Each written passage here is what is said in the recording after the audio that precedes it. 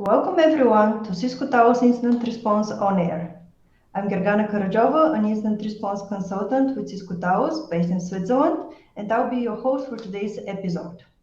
In the next 30 minutes, we're going to take a look at the major trends observed by Cisco Talos Incident Response in Q4 of 2022. This is a live broadcast. We're live on LinkedIn and on Twitter, so feel free to post any questions that you have. We will have a Q&A session at the end where we will address them. In today's episode, we will also take a look at one of our proactive services called Compromise Assessment, and we'll find out how it can support our customers in securing their environment.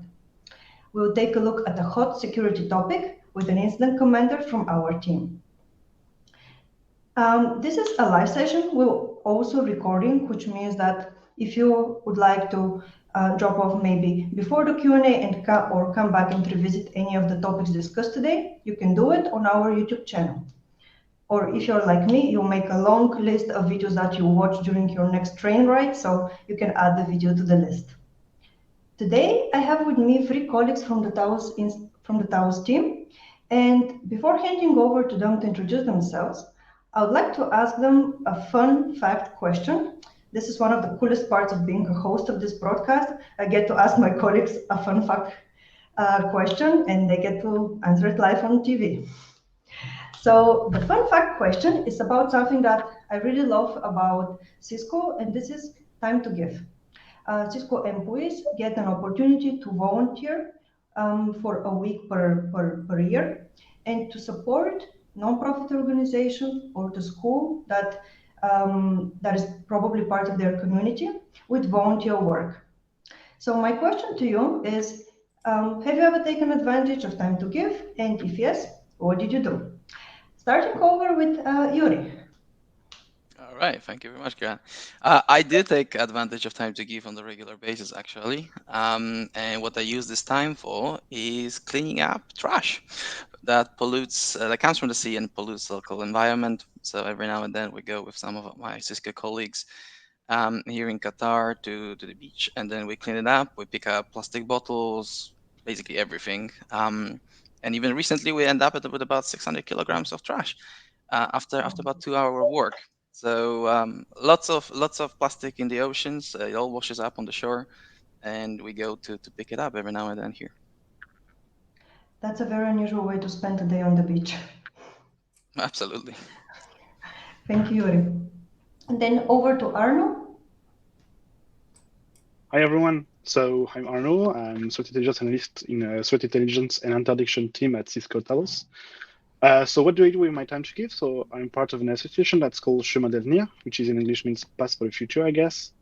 It aims to reveal the potential of young students in high school that live in small cities of France or rural area, far away from big universities. And we help these young students to have a global picture of all of their possibilities they can choose for their future schools or their university and stuff.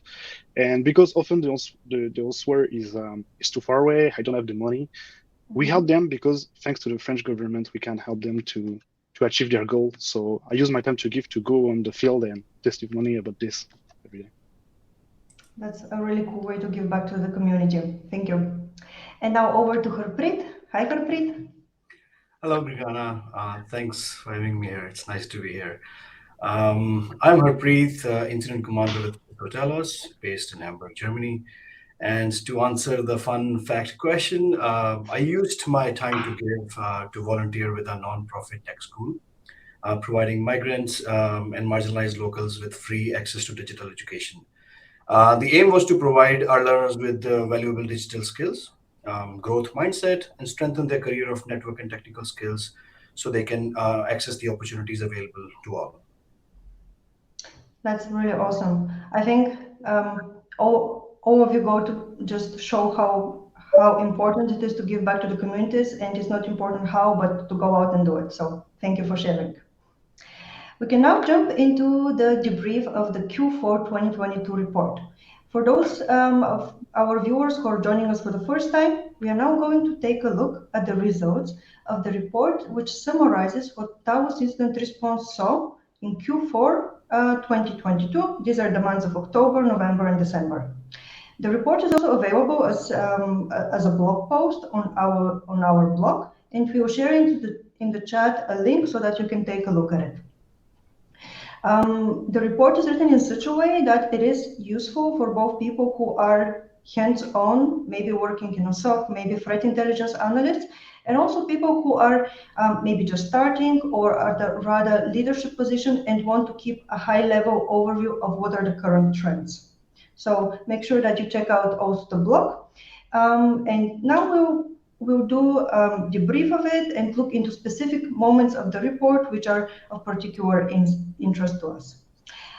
Before looking at the trends, however, I think it makes sense to explain to our audience what information is covered in the report. So, Arno, can you help us with this? Sure, very, very interesting question.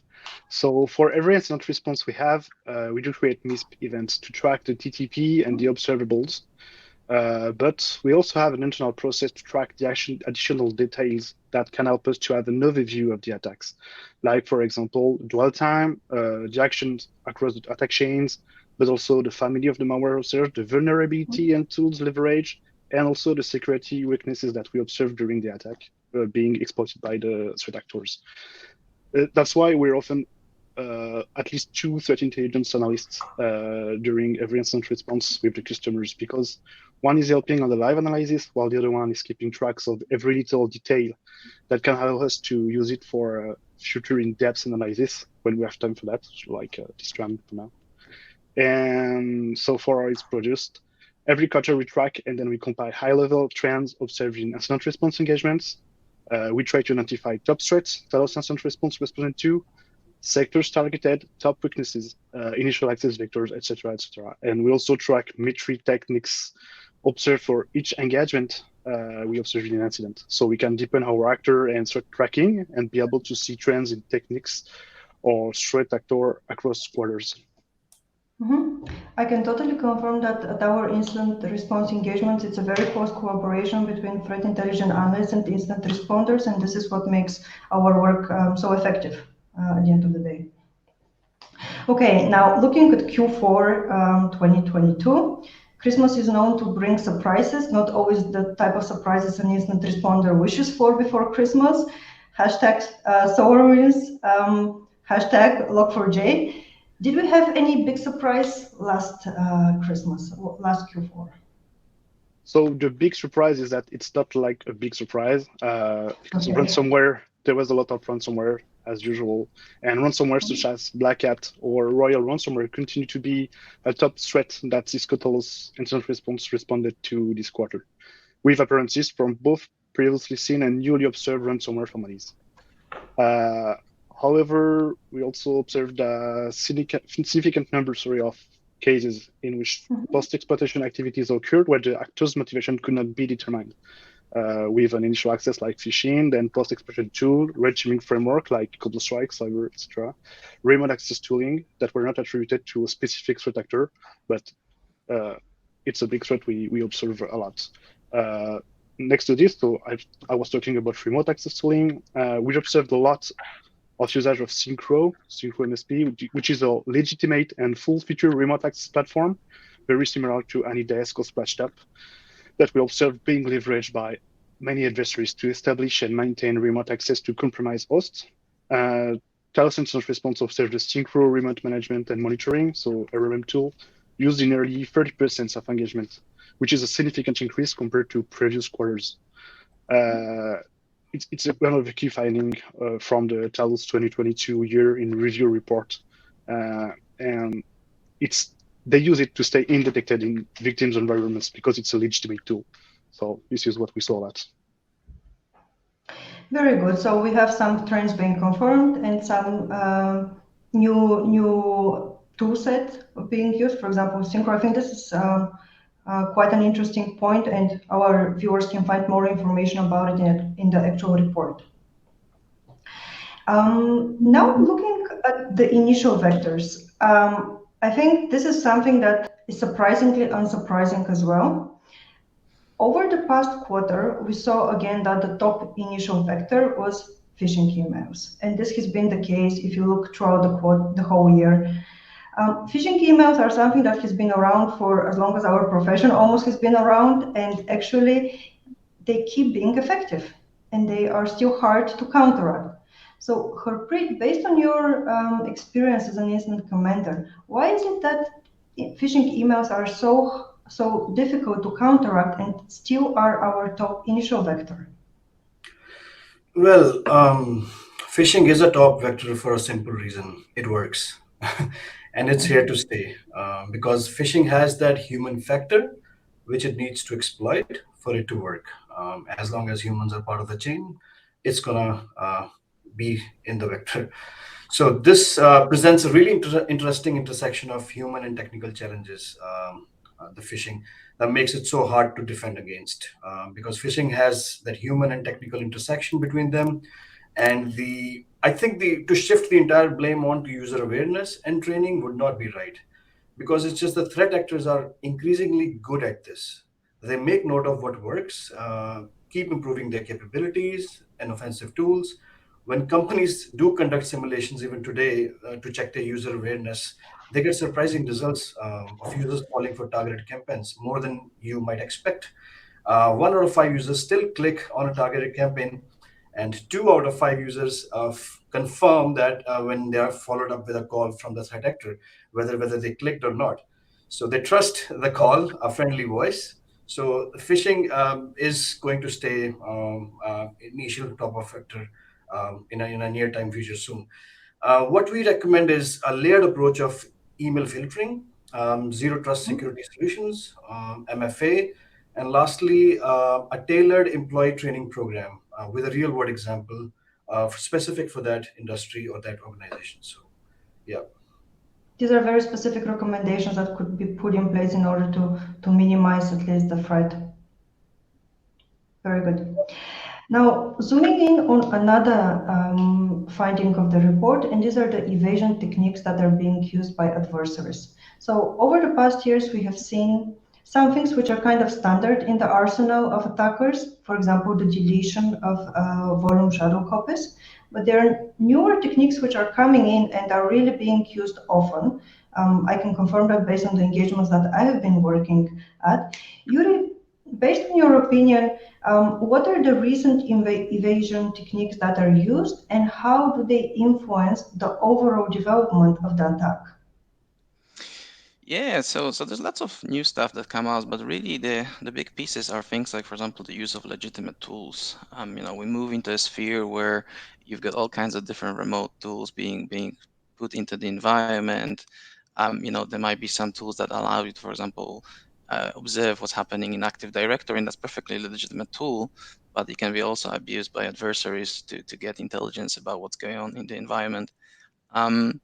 I wouldn't say that's necessarily as novel as such, but those tools are there and they've been there for many, many years now.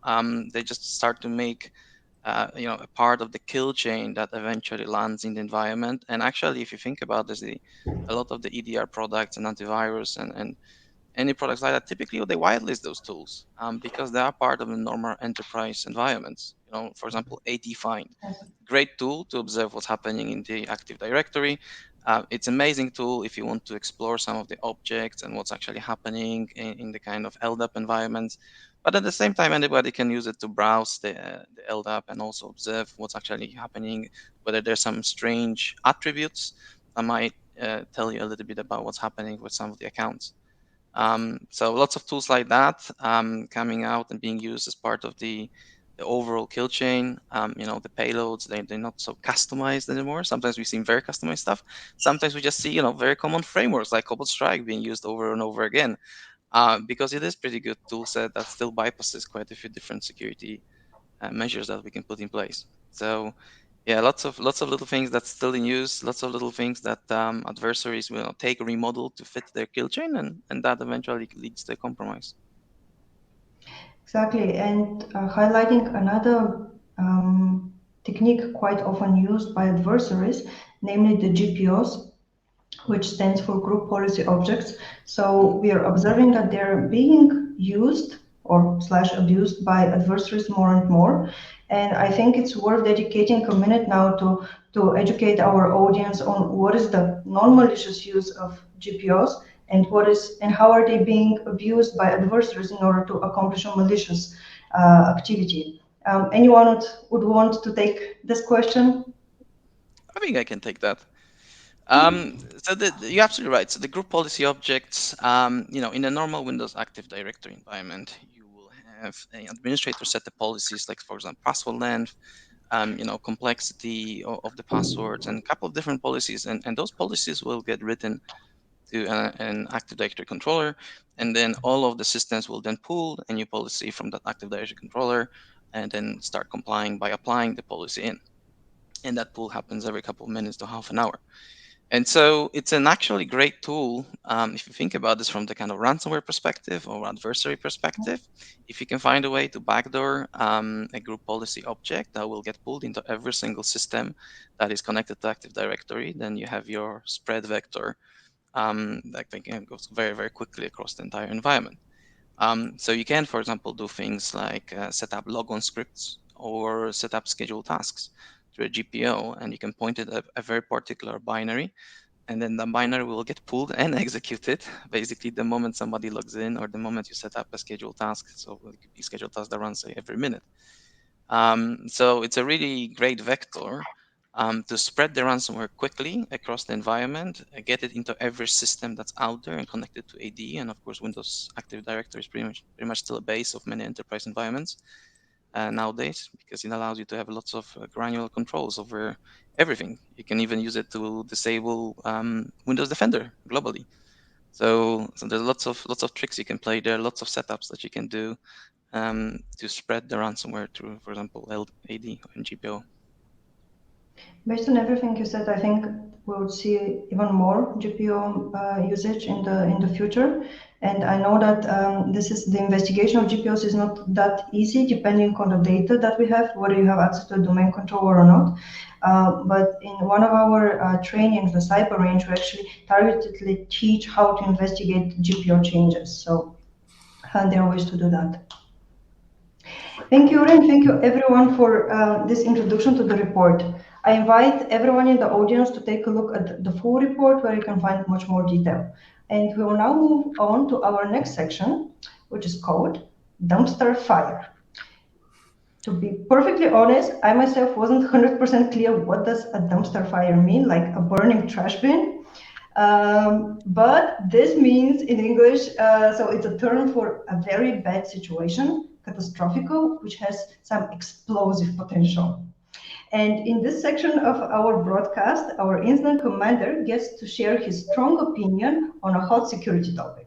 So, Harpreet, we are thrilled to find out what you chose for the dumpster fire today. Well, the topic is definitely has potential to explode. It's ChatGPT. If you have been living under a rock or recently rescued from an island, I recommend looking up ChatGPT. Sometime around the end of 2022, ChatGPT rose to popularity and crashed into our awareness. It's a part of OpenAI platform that allows for conversational dialogue while answering our questions, and further engage in dialogue, provide detailed response and solutions to our questions. It's sort of a step up from our glorified Google query. Inevitably, given its potential, it has ignited the debate as to how AI can change the cybersecurity industry on both sides, attackers and defenders. And sure, it did add some spice to modern cyber threat landscape, as it quickly became apparent that a code generation can help less skilled threat actors effortlessly launch cyber attacks. That means someone who is not proficient in writing code can now develop and deploy a malware. There are security research organizations already demonstrated how ChatGPT is successfully conducted a full infection flow, from creating a convincing spear phishing email to running a reverse shell and capable of accepting commands in full in English without any requirement for coding or any other skills. There are already instances of bad actors employing ChatGPT to create simple info stealers, encryption tools, even creating a whole marketplace on darknet with built-in payment modules accepting cryptocurrencies. There you go. We just started to catch up with the attackers fooling us with Nigerian 419 scams, stealing OTP SMSs, business email compromise, as we all learned how to identify and spot them. Now we have a super powered, super fueled AI trained to fool us.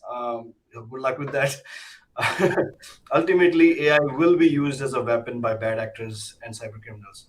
Organizations need to know how to defend it as well as leverage the potential benefits.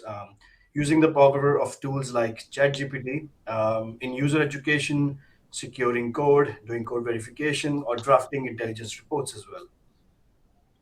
Drafting intelligence report sounds very exciting. Putting on my blue hat, I can almost imagine how ChatGPT could be used in a distant future to draft a forensic report. But at the same time, I get, not that excited about the privacy side of it. So it would be some time before anyone tests that, I think. Yeah, but to our user base, to our customers, we already give our human touch to reports. We don't distribute AI generated reports. Yeah. Thank you for making sure that's clear. Thank you, Harpreet. We move on with our next rubric, which is a service highlight. And in this section, you get to learn more about one of the services which is offered by Cisco Talos Incident Response as part of the retainer. The service that will be presented today is called Compromise Assessment. It's one of my favorite services to deliver because I really believe that customers get a lot of value out of it. But also, it's a service that has that brings up a lot of questions at the beginning. So I'm happy to have Yuri, who knows the ins and outs of the service, walk us through it and give us the gist of it. If you have questions to the service, feel free to post them in the chat and we'll make sure to answer questions in the Q&A. So Yuri, the floor is yours. All right, thank you very much, Gagana. So compromise assessments, right? So what is a compromise assessment? It's a health check service, right? It's a service that looks to identify whether there's any potential data breach or malicious activity in your network, whether it's a current or present breach. So we're not just looking at what's happening in the network right now or on the endpoints of service. We are looking to identify whether something happened in the past. We are reviewing quite a lot of different data points, looking at, for example, SIEMs, antivirus console, Windows event logs, Linux event logs, and anything that we can really get our hands on when we actually scope the service. And then we look to find any anomalies that could indicate that there is a malicious activity happening. So our job here is to take as many data points as we can, analyze all of them, and work out whether something is happening that could indicate a potential malicious activity. Now, we do this, of course, with the help of quite a lot of technology, as you can imagine. An average organization will generate terabytes of data every week, or even every day in some cases. So we kind of, when we scope the exercise, when we scope this whole engagement, we need to work out what are the good data points that we need to analyze, what are the things that we really need to check to ensure that we can get the maximum visibility into the environment, and then based on that, we can draw conclusions of what's actually happening or what has happened in the past. I will use my special host card to ask a question in front of everyone. So a very oftenly asked question is, do we need to install special software in order to have the compromise assessment? And the background of this is that customers are getting tired of installing specialized agents for every type of engagement, because anything that you install and you don't plan on using long term, you need to deinstall, and this is double the work for the internal team. Yeah, I absolutely agree. So we are a vendor agnostic team, right? And actually for us, we work with whatever tools and deployments that are out there.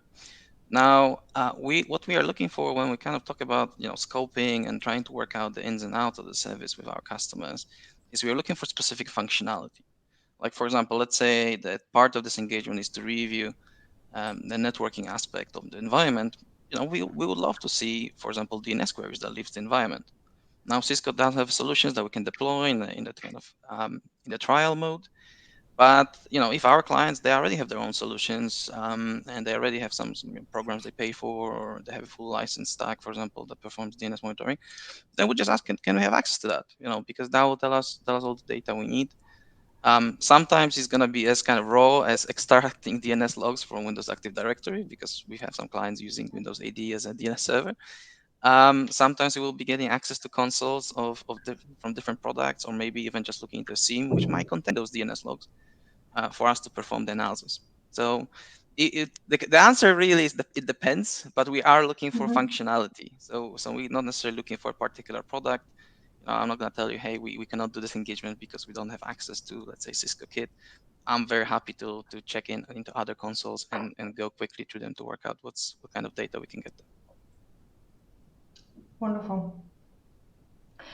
With this, I would like to wrap up the first part of the broadcast, and we can move into the Q&A. You can ask questions related to any of the rubrics that we presented, and I already see the first question, so let me take a look and read out the first question. We have a question regarding whether we have seen incident response engagements in which WSL was used for persistence or lateral movement. Any experience in recent engagements? So we didn't see it so far, but it's an interesting thing to keep an eye on because more and more developers are using it because it's easy to use, and you can easily hide some files into the file architecture of the WSL, and you can call it from PowerShell directly if you want. So you can do many things, but so far we didn't. So maybe soon. I don't hope so, but maybe one day we will see it.